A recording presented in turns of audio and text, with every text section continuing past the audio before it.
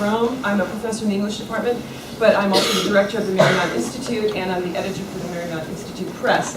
And it's so wonderful to have such a great group of people here, and so many of our young women, the Griffins and the Marians, which I'm thrilled about, because you are really the future of the Marymount tradition, and it's these wonderful, diverse, interesting women that are going to, I hope, share some of their lives with you. You're the most important, I think, to hear what they have to say.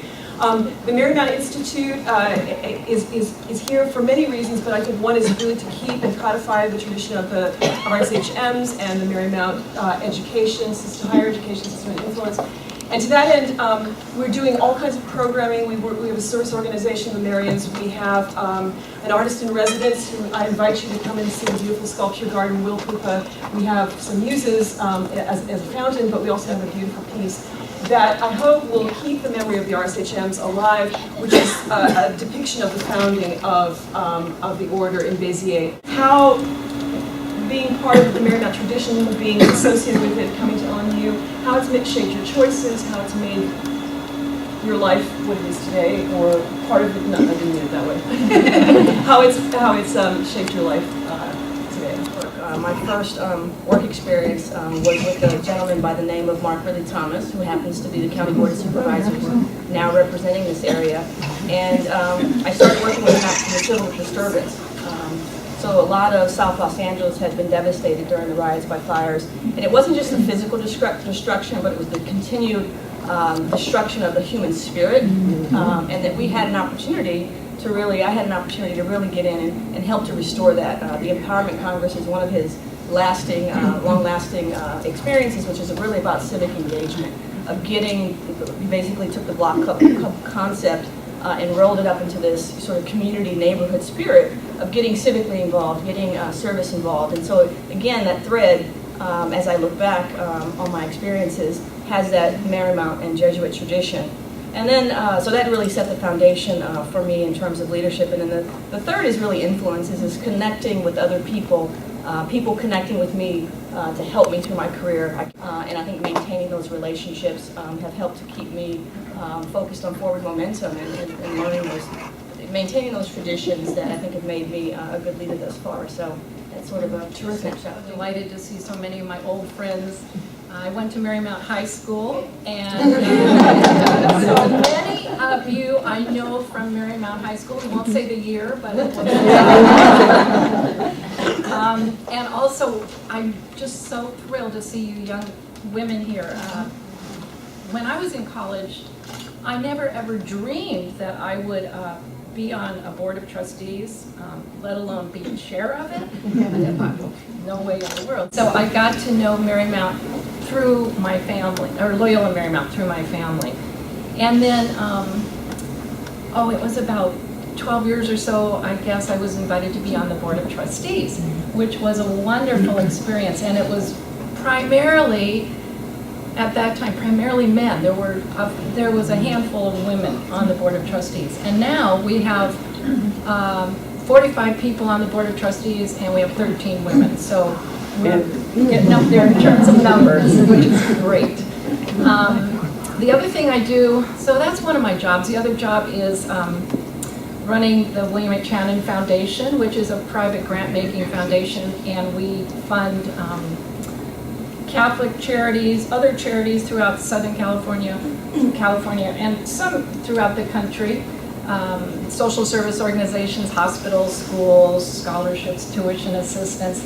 And both of these jobs, I learned the background for these, and the way I got to really love doing it was through my family and my Marymount education, because that gave me the ethics, the background, the moral background, and the service portion of it, wanting to help others. Well, I came to Marymount, the Marymount tradition, through Marymount Manhattan College.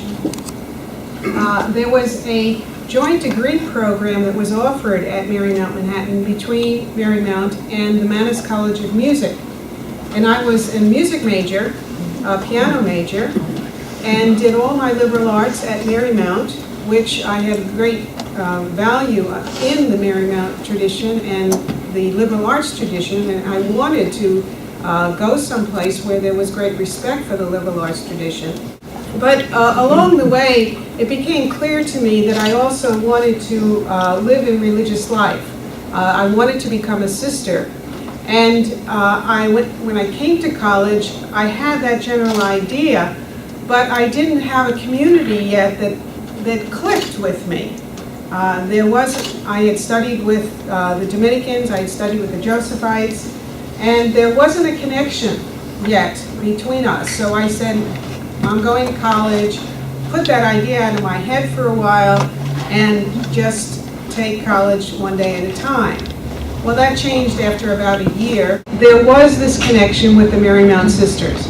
There was, for me, their sense of being women was so strong and so convincing that there was a delight in being a woman. There was a sense of women in leadership that was part and parcel of the air that they breathed. That just made a connection with me that I found my home. And since then, in my life in the community, we talk about the Marymount tradition as integrating the whole person. Very much for me, my own talents were fostered within the community. I came in as a piano major, and then one of our sisters decided I would be the next organist of the community. I went to graduate school at the Yale Institute of Sacred Music and Yale Divinity School, which was a very formative time for me because even as much as Marymount gave me an image of what a woman could do, Yale, they just, from the first day I was on the Yale campus, they expected you to make a significant contribution to the life of the world.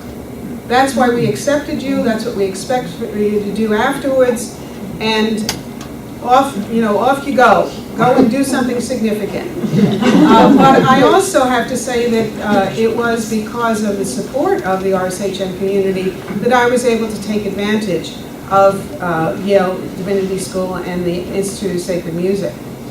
Once I got there, though, I went with the idea of pursuing my musical interests, which I had put a little bit to the side, and just got bit by the theology bug and found the theology far more interesting than the music courses, and was encouraged there to go on for doctoral studies in theology, and in fact liturgical theology, since that's where I was using my music. Margaret Farley, the ethicist, was my role model. I lived with her. She was my thesis director. She was the first generation of women in theology. So I'm talking about people 15 years older than I am, were the first generation of women in theology. Mary Milligan would have been within that framework as well, Sandra Snyder's. It was an opportunity to say, I want to make a contribution to the life of the church through my work in theology, and to lend a woman's voice to the work of theology, to the work of ministry. Now I have to say that was not always welcomed with open arms. And I found that it was an uphill battle to find a place for a woman's voice in theology. It's a privilege and it's an opportunity to have a woman's voice in theology for the first time in 2,000 years. That's overwhelming. And it's a sense, can I make a contribution there? Am I doing sufficient to bring a woman's voice to this very rich tradition, but a very lopsided tradition that has had male experience as the normative experience for doing theology? So I encourage you, young women who are here, to think of the possibilities of bringing a woman's voice to every field that you go to.